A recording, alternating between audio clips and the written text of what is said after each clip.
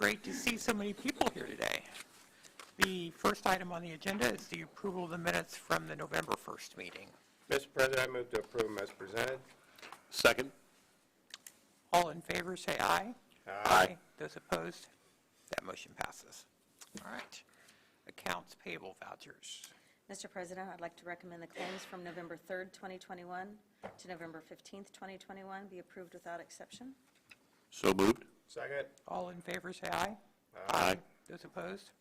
Passes. Payroll. Mr. President, I would also like to recommend the payroll dated November 12th, 2021 be approved without exception. So moved. Second. All in favor, say aye. Aye. Those opposed? That also passes. The 2022 holiday schedule that was approved at our last meeting. There was an additional item that's going to be tabled at this point. I'm assuming that's the consensus. We will move that to a future meeting. On to highway, we just have one ordinance to hear on second reading. Mr. President, I move that we hear ordinance number 2021-27-CM, second reading, amending the sections 96.02 and 96.18. Second. Yeah, this is second reading, nothing new since first reading. The short version is that it amends the existing ordinance, which the existing ordinance has the specific form of permits included in the ordinance. This amends that. The substance is the same, but it's up to the highway department to create their own permit forms in a form that's acceptable to them without having to come through the commissioners every time they want to make a change. The second is it authorizes the county highway engineer to accept bonds that are equal or less than $10,000, and this is, I think, consistent with what the building commissioner already does, and it would just lessen the paperwork he has to bring through the Board of Commissioners. Okay. And has your office received any feedback? No. Public, okay. I haven't heard anything. All right. Questions from the commissioners? No, sir. Is there anyone in the public that would like to speak to this request, this ordinance? If not, Bob? Murtaugh, Yes. Byers, Yes. Brown. Yes. Ordinance 2021-27 CM passes 3-0 on second and final reading. Thank you very much. Thank you. All right, we have a subdivision variance. Mr. Hiddle. Good morning. Good morning. David Hiddle with the Area Plan Commission. Here with one item today. This is a two-pronged subdivision variance request involving the Three Meadows subdivision. The request is for two different sections of road to trim the requirement from a minimum of a 28-foot road width, or rather a required 30-foot road width to a 28-foot road width, which is obviously less than the subdivision requirements call for road design. There's been no rationale provided as to why the variance should be granted. We typically take our lead on these kinds of requests from the highway department, and their recommendation was to not approve this subdivision variance, and for that reason ours is to not approve this subdivision variance. That's all we have. All right. Thank you. Is the petitioner present?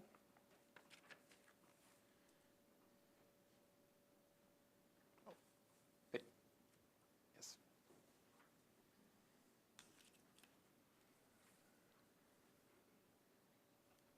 Good morning. Good morning.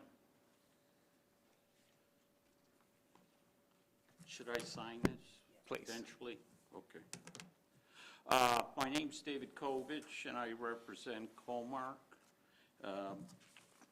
which is asking for a variance for two cul-de-sacs, which are dead-end streets. I made a few notes. First of all, I live in Camelot, okay? We did that in 1980, okay? I went and measured the streets there, and they're all 20, I shouldn't say they're all, because I didn't measure them all, but 26 feet wide. When Orchard, which I hope some of you have visited, I did the same thing. I think a street that is a collector should be 30 feet, okay? Because you've got a lot more traffic. But when you get down to a street that just gets minimal traffic, I think you can go ahead and look at it differently. In Orchard, Scarlet Drive is the main drive that comes through, and it's 30 feet wide. All my other streets were 28 feet wide. I asked for variances and got them all. To make it short, Scarlet Drive, Redford Drive, Priscilla Drive, McShay Drive, and Court, Gaelic Drive and Court, Melrose Court and Street, Jonago Court and Drive, and Melrose Place Drive and Court were all changed to 28 feet. Now, maybe the highway department or somebody got complaints over that, but I've been there 21 years doing it, and I've not had one person ask me, because I don't think anybody even knows they're not as wide, okay? So, now I'm doing, and I'm asking for 2 variances on the two streets. One is Mud Creek Court, which is approximately 480 feet long, and also, trying to think the other one, Three Meadows Court, which is 480 feet, pretty much long. Let me mention one other thing. When I did the first phase of Three Meadows, I had a cul-de-sac 414 feet long, okay? That 414, because there were only 10 houses on it, the street was reduced to 26 feet. You just don't get a lot of traffic on dead-end streets. So when I came with this, okay, I have a couple other reasons why I'm doing it. One is we streetscape.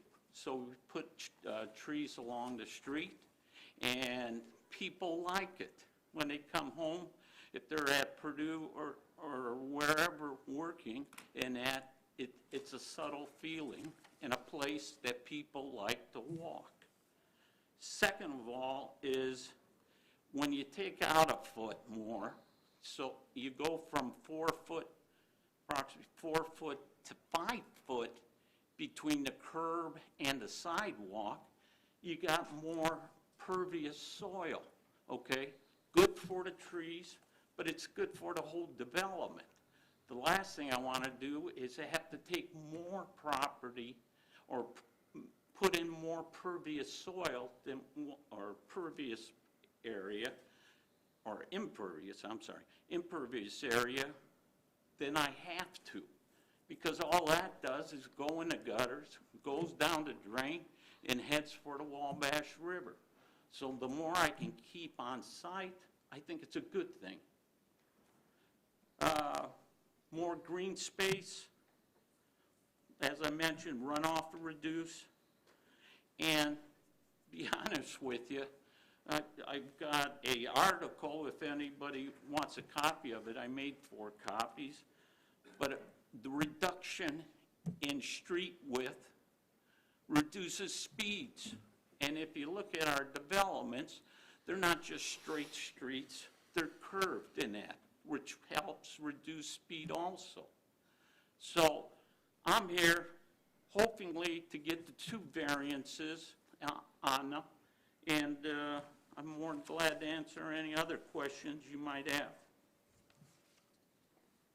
I guess the one question I'll bring up then is I'm looking here at Mud Creek Court, and you have that bend there, and let's say you have cars sitting on both sides of the road at that bend, and you gotta get a fire truck through there. Does that 2 extra feet allow that little bit more? Good question. Fire trucks is approximately 98 inches wide, okay? If you have just over, which is just over 8 feet. So if you put a car, which is approximately 6 feet wide on both sides, you still end up with 16 feet in the middle. Easily, just really easy area for a fire truck to come through.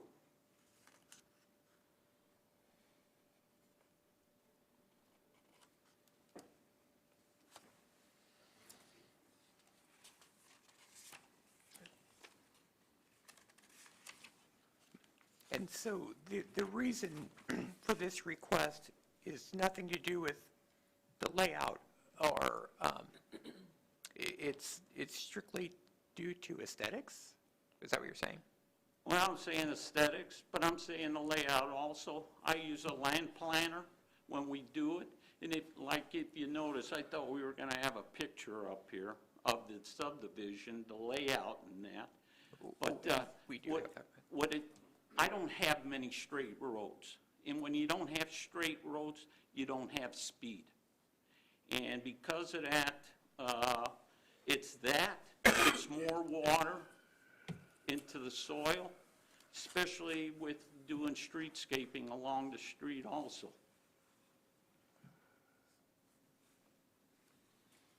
And I believe I understood that you said earlier that there are other streets not necessarily in this phase, but another nearby phase where you were granted a variance to less than 30 feet? 20 years worth of orchard, okay? But I got them all at the beginning. All the streets in Orchard, if you've been in there, except for Scarlet, are 30 feet. All the rest of them are 28 foot wide. And I streetscaped in there also, or have.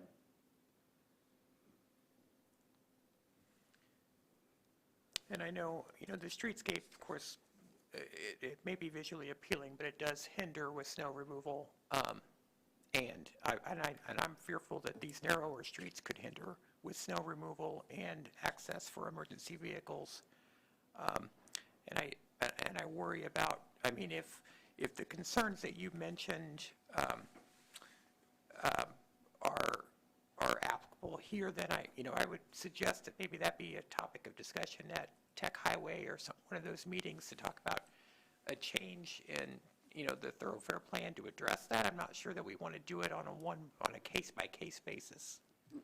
As I mentioned, in Phase 1 of Three Meadows, okay, I have a cul-de-sac that's 400-plus feet, and on it, I was only 10 lots, though, okay?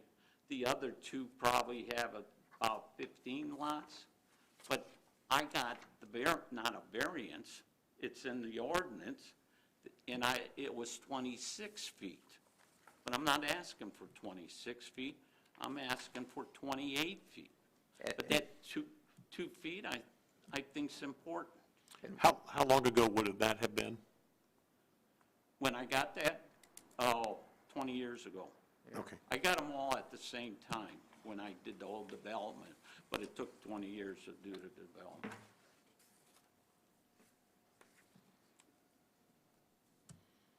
And this is more of a question for David, if you will. This has or has not gone to checkpoint agencies? That would be the county. And so did you have any feedback at all from law enforcement or other public safety, fire service? This variance request? Did the variance go to all of those? Yeah, the request went to all our checkpoints as part of the application. For the subdivision. Yeah, subdivision. It's a package.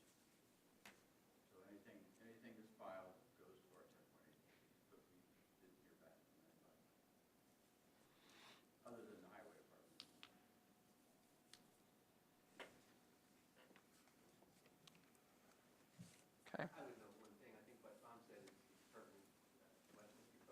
Actually, Yeah.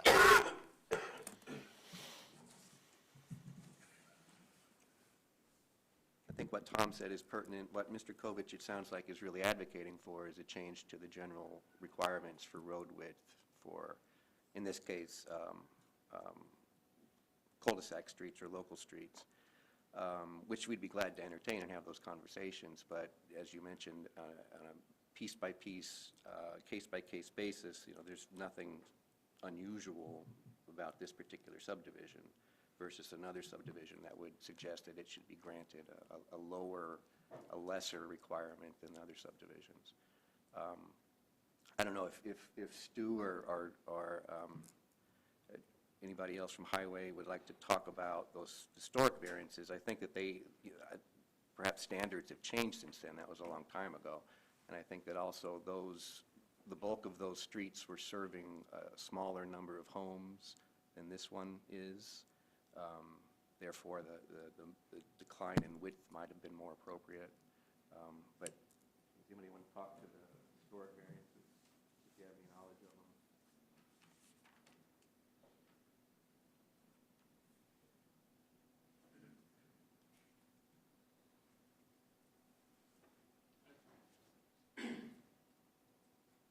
Yeah, correct. Standards have changed quite a bit in 20 years. A lot of it's safety input. The current thoroughfare plan actually was proposed to increase the minimum roadway width because of the length of fire trucks and everything now, emergency services and plows coming in. That's still under advisement. A lot of these, I think what Mr. Kovich was talking about are some very old standards, and Capilano is a rural, not an urban section, so there's no curb impediment.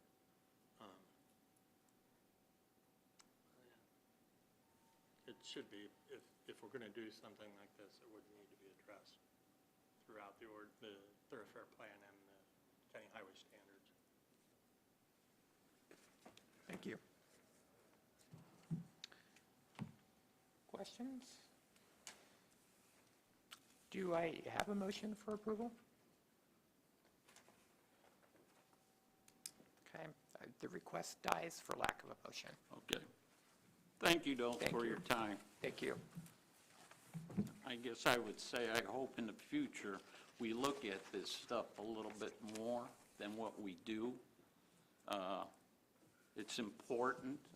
I think it saves money, but it saves a lot of time and effort, and I appreciate all your time. Thank you. Thank you. Thank you. Okay, Mr. President, I move we hear ordinance number 2021-32-CM, surveyor/Doug. Second.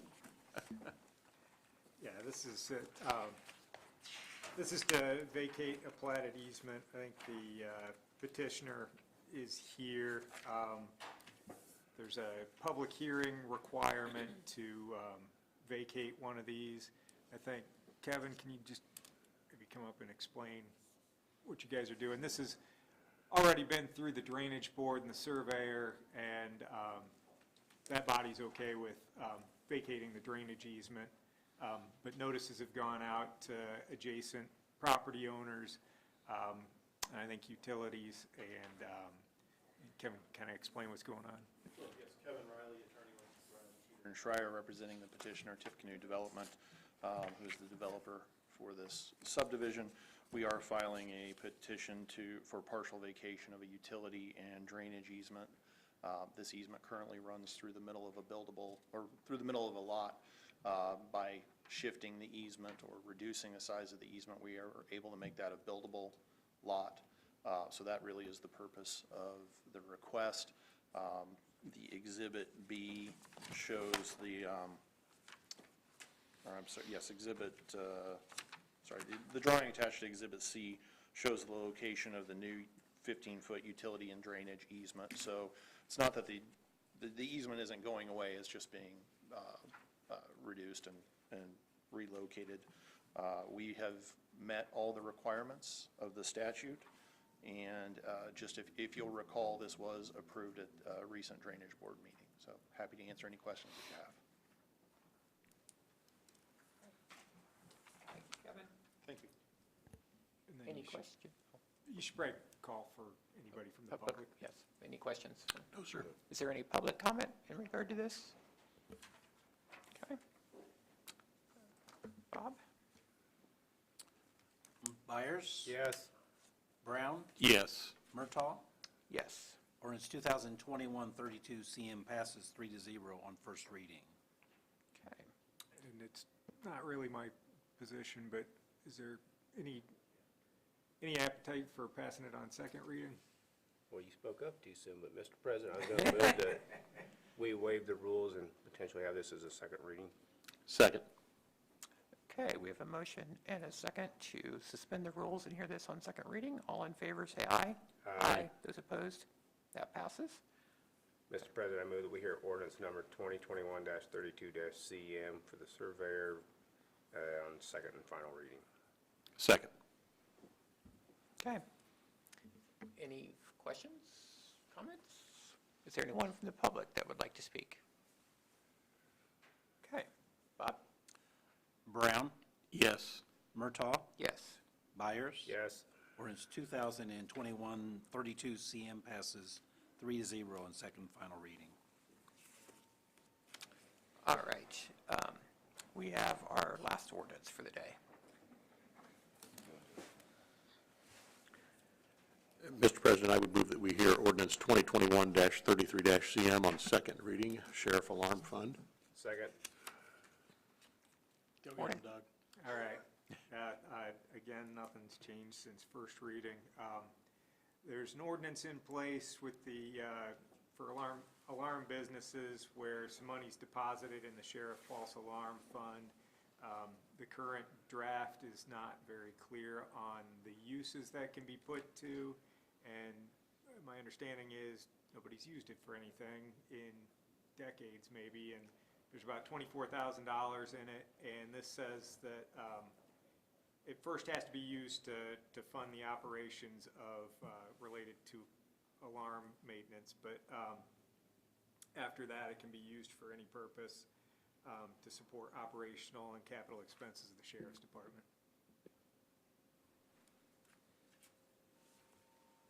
Okay. Questions? Have you received any feedback from the public in regard to this? No, No. nobody said anything. Okay. Anything else to add? No. This would be funds from both companies that are alarm companies and any fines that are assessed for multiple alarms. That's still the case. Yeah. It's just, we've never, I haven't talked to anybody that's used it. Is there anyone from the public that would like to address this ordinance? Bob? Brown? Yes. Murtaugh? Yes. Byers? Yes. Ordinance 2021-33 CM passes 3-0 on second and final reading. Thank you. All right, next we have a consulting agreement with Christopher B. Burke Engineering for floodplain ordinance assistance.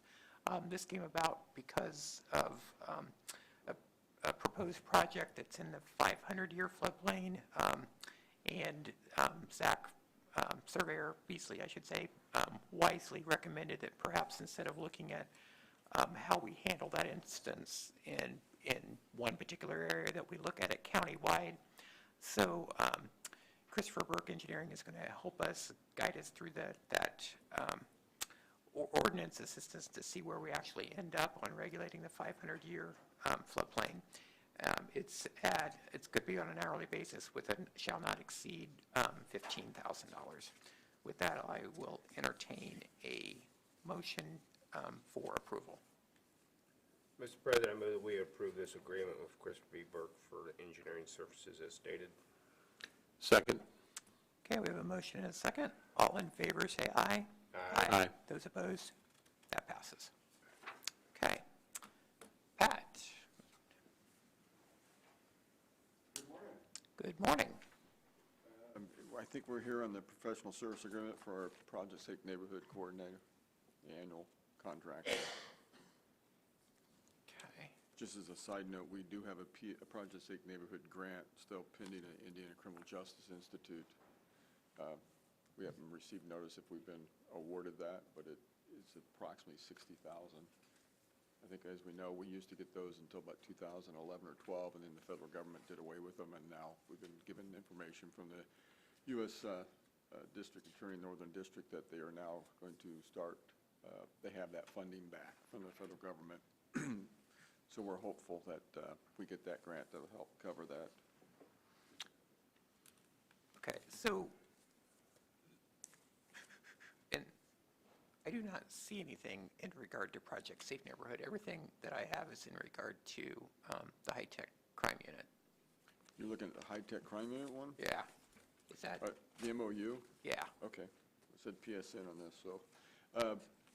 This is the one we've already talked about. This is one that, the MOU that gives us $285,000 from Indiana Prosecuting Attorney's Council. so what is the action you're requesting? The money will be coming in January. Will be released from the state to IPAC. IPAC will then be sending checks to the 10 regional hubs. So that money will be here in January and will be authorized from that point to start spending it forward. Okay, So you've already done an MOU. Is this just where we need to create the fund to put that Yes. money in? Okay, so we have I don't know what the PSN on the agenda was exactly. I don't know either. But we do have a resolution 2021-38-CM, which simply creates a high-tech crimes unit funds to receive what the state gives us and spend it for that purpose. So we just need approval of that resolution then? For this, I guess I apologize, I don't know what the PSN grant for 2022 item was on the agenda and whether we need to do anything with that, but yes, the resolution would be a good thing to move forward. Mr. President, I would move for adoption of Resolution 2021-28-CM. Was it 28 or 38? 38, I'm sorry. Okay. Second. okay. So we have a motion and a second for that resolution. Any further discussion? Could I comment about number 7 on there, about the interest from the fund is to be retained? Is that a requirement for this? My understanding from IPAC is the interest in the account goes back in the account because it's state funding that goes to 13, or our case, Okay. 14 different hubs. So it's to fund all the services for all those counties. So Okay. that was the phone call I had this weekend. Okay, if it's a requirement that retains interest, then that's fine, but, I always think, Yeah, you it got won't- administrative costs that I we have know, to I handle to know. at least get a little bit of, Won't be, A it few won't be pennies much. out of it, I but mean, anyway. what, Okay. 0.5% on that? So we're not doing, well, I'm sorry. Go ahead. Well, we have a motion and a second, right? Did you have another comment? Not about this business. Okay, all right. Any further discussion? Hearing none, all in favor, say aye.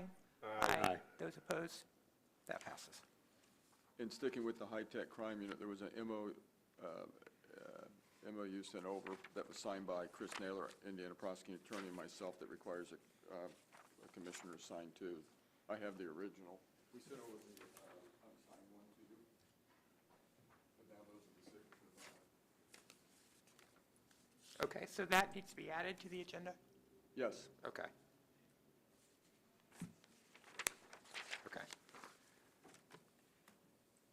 Mr. President, I would move for approval of the MOU between the prosecutor's office and the Indiana Prosecuting Attorney's Council. Second. All in favor, say aye. Aye. Those opposed? That passes. All right. Thank you. Thank you.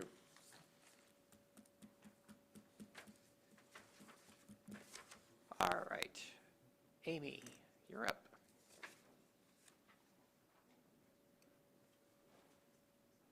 Good morning. Good morning. I'm here to ask to create a full-time position and eliminate 2 part-time positions.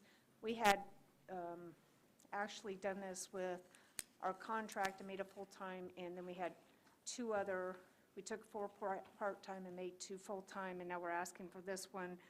What we have found is that we have interest in full-time positions, and we have not had interest in part-time positions. So this would give us the ability to fill our positions. And this coincides with what was done previously and what was done for the 2022 budget, correct? Yes, except it's an additional one. Okay, that is, okay. It's an additional full-time, so we need to, I can't remember, do we eliminate regular part-time? Okay, okay. So we need to eliminate 2 regular part-time positions and create 1 full-time position. Could you give Begin in January of 2022. Do I have that correct? So you'll have some new salary statements for Correct. 22 that will come. You could do those in December, but, well, probably should do those at the December Meeting? council meeting, yes. Okay. So we haven't, we did some at budget. It's okay, we'll get. But this is in contact with addition you. to what was done at budget, Okay. correct? I'll double check with you to make sure we Okay, know okay. exactly what we need Yeah. to get done. Okay. Did I catch that right? Effective 1/1/22 is what you're saying? Yes.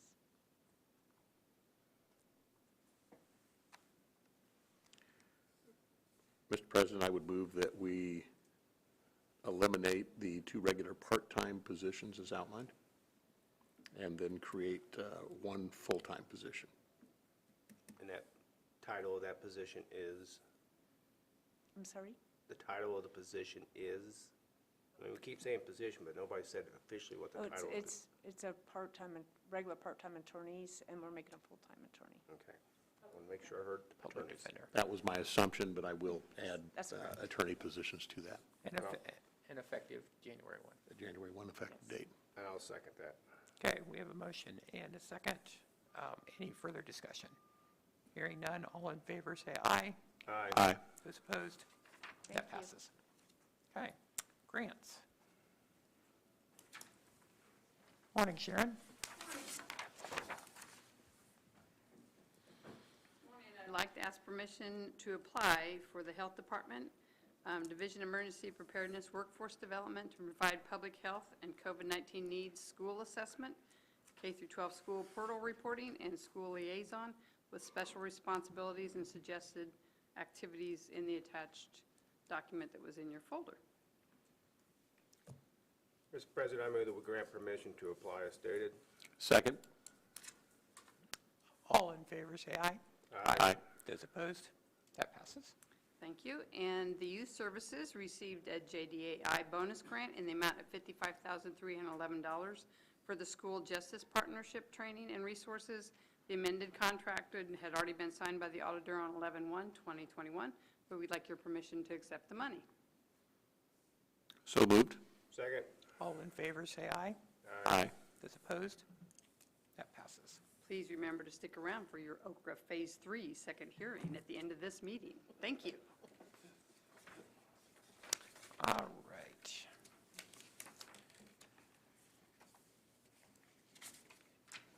And Sharon, the documents that you have in the file, are they?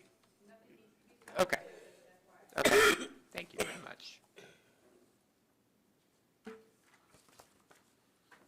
All right, we have some change orders, 3 change orders from the TCCO project. First one is from Houston Electric, totaling $11,433. It is for renting some electrical for the furniture cubicles, for retrofitting some existing light fixtures to accommodate LED technology, and to run some additional circuits for microwaves. I'll entertain a motion for approval. So moved? Second. All in favor, say aye. Aye. Those opposed? That passes. Second one's from Heritage Classic Construction for $3,615.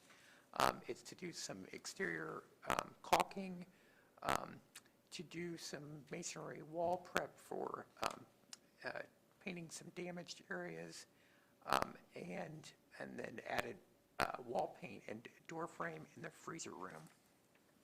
I'll entertain a motion for approval. So moved? Second. All in favor, say aye. Aye. And last one is from Houston Electric for signage, and this is storefront lettering on the front doors in the amount of $770. So move. Second? All in favor, say aye. Aye. That passes. Okay. Reports on file. We have a report from the Area 4 Public Transportation of Tippecanoe County. Tippecanoe County Central Mail and duplicating both September and October reports, Tippecanoe County Public Library, Tippecanoe County Coroner's Office, and the Wabash River Heritage Corridor Commission. Those will be on file in the Commissioner's office. Any unfinished or new business? Any public comment?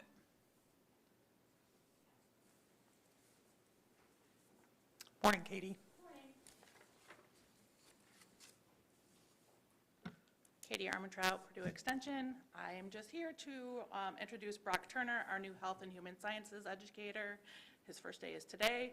He's been here a couple hours now. Hopefully, we're not scaring him away yet. So, thank you. Welcome. Which department do you say? Health and? Health and Human Sciences. Okay. Okay. Amber's old position. Okay. Thank you. Welcome. Welcome. Ag and Natural Resources will be here in 2 more weeks. We'll bring him in at that. Okay. Thank you. All right. Any other public comment? All right. We will adjourn this meeting, and then we'll have the public hearing for the Okra Phase 3.